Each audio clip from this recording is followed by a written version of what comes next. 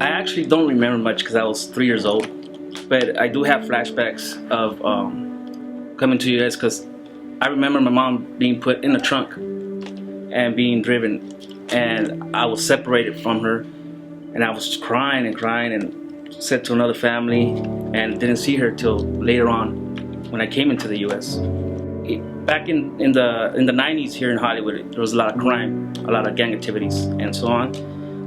So by the time I hit 18, I became a very hurt, angry person, and my escape was drugs. My escape was homies. My escape, my way was like, well, I'm gonna go look for this. I'm gonna go do this. After that, I went to LA County Jail for the first time at 18. I found out about my immigration status of my green card, I believe in 2001, and when the 9/11 occurred, because I was in the cell and they locked everybody up. They said, okay, lockdown, and they had the TVs on and we could see the towers, and we were wondering what's going on. Back then it was INS, so they came and served me with a document that said you had a warrant. I looked at it, I dismissed this like, oh, I don't know what this is about, it's probably something else, because I didn't know what INS was. And from there, years later, about 7 years later, they tell me that I got a hold. This is right before my release. And I said, a hold for what? For immigration.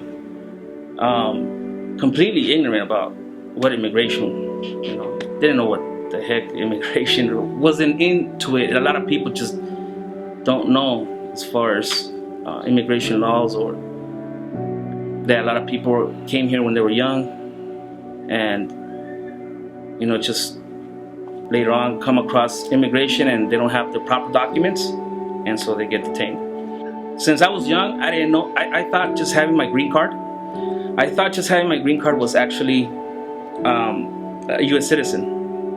I actually thought that made you U.S. citizen. October 2007, I got released, and they went to pick me up in prison. They were supposed to actually release me, and since the 9/11, a lot of the laws changed, and for minor crimes or crimes that would otherwise be granted release from detention back then, after the 9/11, a lot of people were not. And after the laws changed, a lot of people were not released. They'll be detained permanently until your case gets resolved. When I first got out and ended up in detention, I remember that I told my mother, look, they just said it was 30 days and people get released. I found out that you don't get released and that you don't have a date for release. So you either get deported or fight your case while you're in there. But you only could fight your case so long and you'll get deported anyways. In immigration for bond, if you get granted bond, at first, if you have a house, they'll get you out because you put that as collateral. As the years progressed, it changed a little, because then a lot of bond agents and all that started saying, okay, give us a car or give us a type of property so that you could put as collateral. But you have to put like 70%, 60% of the collateral of the total amount. So mine was $25,000. I didn't have. We don't. Look, there's an apartment. We don't have a house and we don't have the fanciest cars. So it was really hard for us to get that amount. So I continued fighting my case and was moved from different facilities. And at the end, I ended up in Alabama. In Alabama, that's where I was able to come in communication with the Nexus Program, Libre. And Libre by Nexus helped me out. And with the Nexus Program, they helped me out where my mom really just, with a little bit amount, very little amount, was able to really just get me out. And I didn't believe it. I really did not believe it. I mean, Mike was like, okay, look, we're gonna get you out. You're gonna be out by This day, I'm like, yeah, right. Like, I'll tell Mom, is this legit? Is this for real? Like, and, and she worked hard to really get $1,000, you know. And I'm like, look, we only got 1,000. She worked very hard for that, and we didn't. I told my mom, don't do it, Mom, because we don't know what this is. It's probably a scam. But Libre by Nexus was not a scam. You know, here I am today. And he helped me out. He helped me out and was able to really just